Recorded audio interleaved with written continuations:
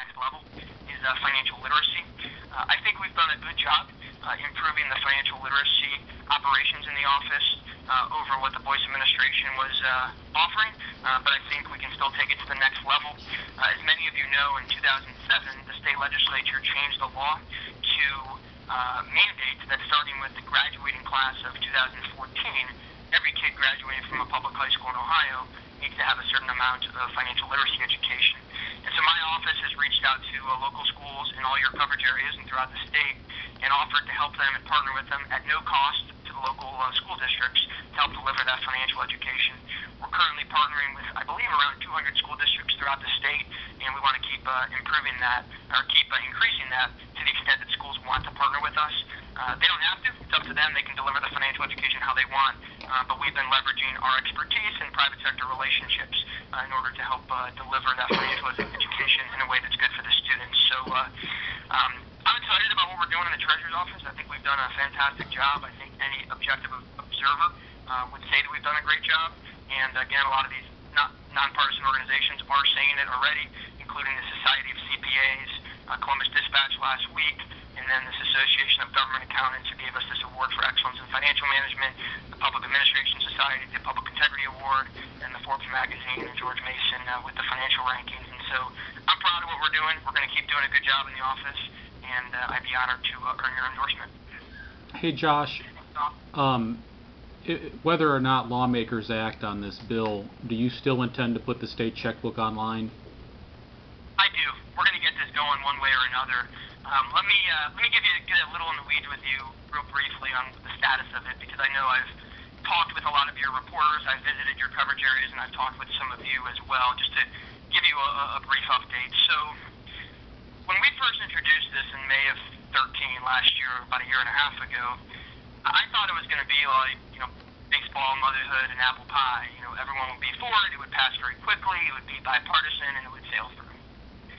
What I learned was, publicly, all these legislators were for it and saying good things, but privately, a lot of the legislators and definitely a lot of the bureaucrats in the bowels of the agency were trying to kill it. And the only conclusion to which I could jump is they don't want that information out there for you as journalists to see and for citizens to see as well. And so it was a bear getting this thing out of committee. We finally got it out of the state and local government committee, I think, within a week of the House recessing in June. And then we had a fight to get it on the House floor, and as I mentioned earlier, we got it passed as the last bill at 1 in the morning before the House recessed in June.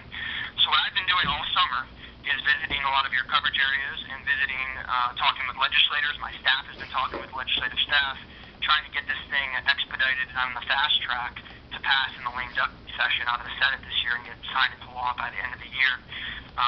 So we're basically, Mark, you might even know better than I do on the timeline, but my understanding of the timeline is the Senate's going to go back to session right after the election, and they'll probably break right before Christmas. And so we're probably talking about maybe a 5-6 week window where we got to get this thing out of committee and off the floor and onto the governor's desk. And so we don't have over a year like we did in the House, but we're trying to work behind the scenes now to try to get this thing prioritized, and one of the bills at the top of the list for the Senate to fast track. But to directly answer your question, if we don't, I'm going to do it.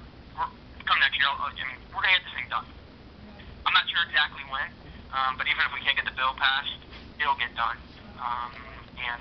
We gotta figure out the when and the how. And what I've said to my staff is, I don't want to get it done quickly. I want to get it done well and thoroughly. And so I don't want there to be mistakes and this and that. And so I've said to them, I want to get it done as soon as possible under the umbrella of making sure that it's done in a thorough manner and making sure it's done well. And we're not gonna speed it up and hit the gas and make mistakes. Instead, we're gonna make sure it's done thorough, done well, and when it's ready, it'll be put online.